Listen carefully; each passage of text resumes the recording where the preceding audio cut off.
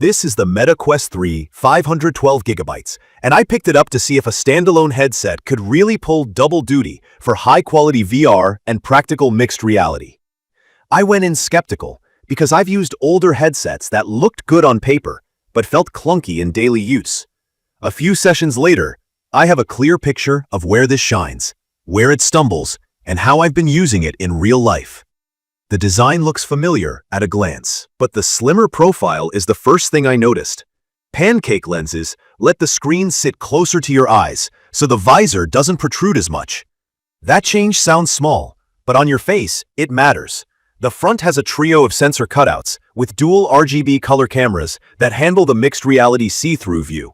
The facial interface is softer than I expected, and there's a physical IPD dial to set the distance between your pupils for clarity. You can also adjust how close your face sits to the lenses, which help me open up the field of view and reduce that tunneled goggles feeling.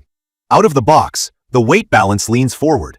The default soft strap holds the headset, but during longer sessions I felt pressure on my cheeks and forehead and had to tighten it more than I liked to keep the image stable. After a couple of longer nights, I added a rigid counterbalance strap with a battery. That changed everything for comfort. The weight shifted back, I could loosen the fit, and I stopped thinking about pressure points.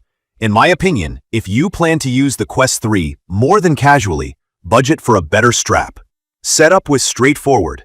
The Snapdragon XR2 Gen 2 chip makes menus and downloads feel snappy, and with 8 GB of RAM, I saw smoother app switching than older headsets I've used. Key features that jumped out immediately were the 4K Plus infinite display and the color pass-through. The per-eye resolution is 2064 by 2208, and I ran refresh rates at 90 Hz for most things, 120 Hz for games that support it. Text is noticeably sharper than my previous headset, and edges in high-contrast scenes hold up well. Mixed reality is where I had the biggest oh wow moment. Pass-through means the cameras show your room in real time, and the system anchors virtual objects to it. From my experience, I could park a giant virtual screen over my kitchen counter and play a show while I made coffee, or pin a floating to-do list near the sink while doing dishes. I can read my phone at arm's length and scan labels without lifting the headset. The catch is lighting. In a bright room, daylight streaming in, the view looks surprisingly clean and usable. Under warm, dim bulbs, I saw grain, color noise, and some blur. Quick head turns can also introduce a little warping, like straight lines bending for a split second.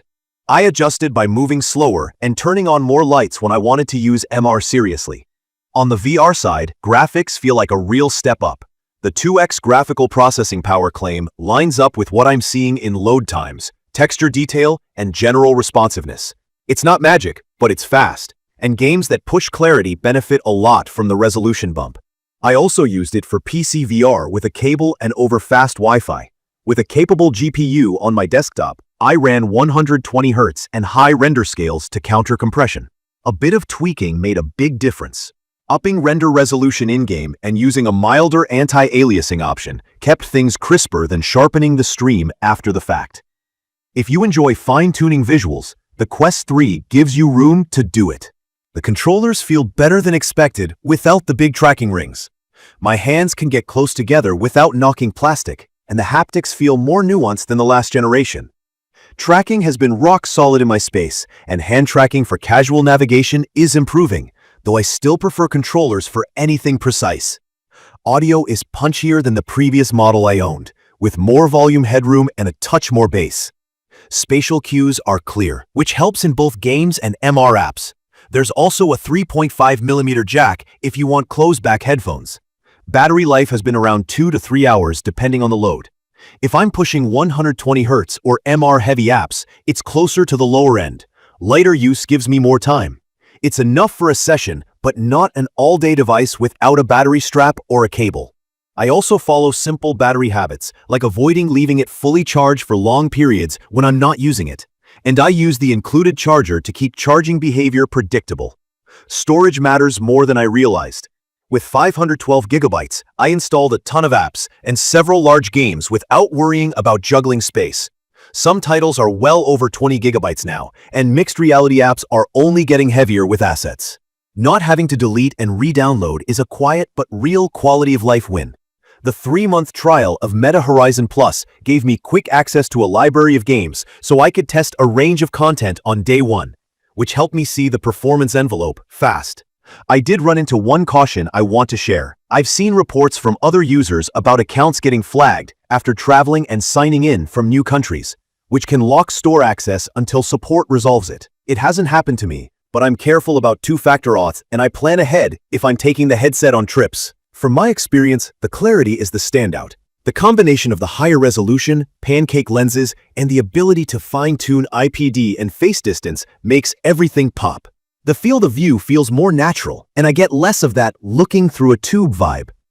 The dual RGB cameras make MR actually useful for quick tasks, not just a demo. The new chip and 8 GB of RAM cut down stutter and help heavy apps feel stable. The controllers are the right size, thoughtfully redesigned, and the lack of rings is a real comfort gain. And the 512 GB storage is the unsung hero. No more constant uninstalling. There are real limitations. The stock strap doesn't keep the weight off your face for long sessions. Pass-through quality depends on bright, neutral lighting, and quick head motions can show distortion. There's no eye tracking, so no true foveated rendering to save power, which could have extended runtime.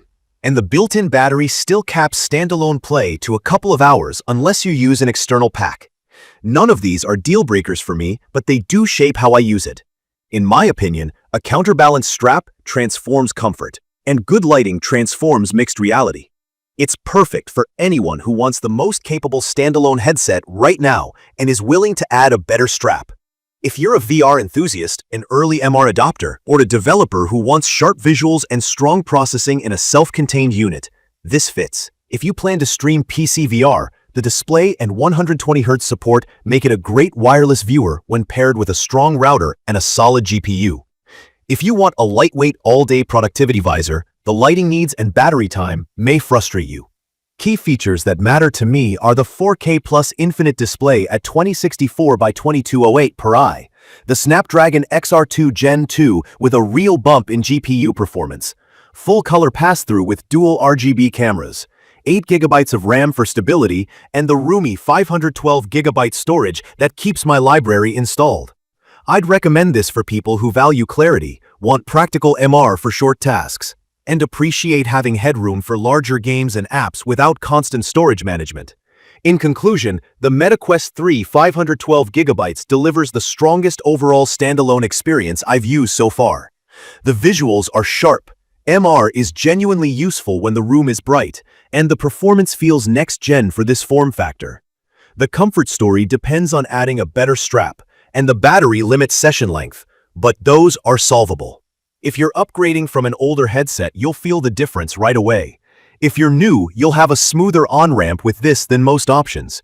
In my opinion, it's a premium choice that earns its spot. Just plan for the strap and, if needed, an external battery. You can view detailed information about the Meta Quest 3 512 GB in the comments section.